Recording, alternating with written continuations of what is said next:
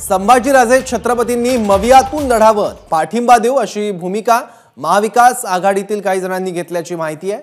संभाजीराजे स्वतंत्रपणे त्यांच्या पक्षातून लढल्यास पाठिंबा नाही। मवियातील 3 पैकी एका पक्षाच्या तिकिटावर संभाजीराजेंनी लढावं।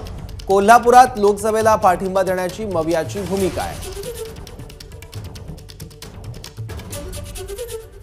आणखी माहिती घेऊ, आपले प्रतिनिधी सोमेश कोलगे आता आपल्या सोबत आहेत। सोमेश, नेमका संभाजीराजेंचं कार्ड घेऊन महाविकास आघाडीला काय साध्य करायचं आहे? महाविकास आघाडीमध्ये चर्चा झाली एकंदरीतच नव्या पक्षांच्या समावेशासंदर्भात आणि इतर बाबतीतही।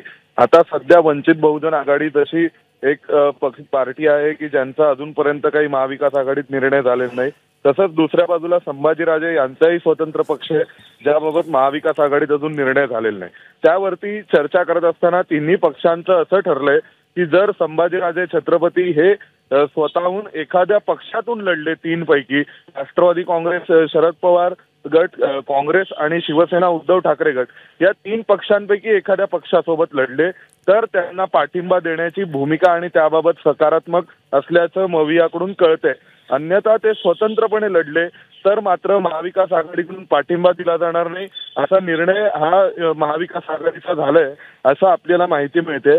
आणि त्या माहितीच्या आधारे असं सांगितलं गेलंय की जर ते 3 पक्षांपैकी एखाद्या पक्षाच्या तिकिटावर लढले तर मात्र त्यांना प्रत्यक्ष महाविकास आघाडीचा पाठिंबा मिळेल।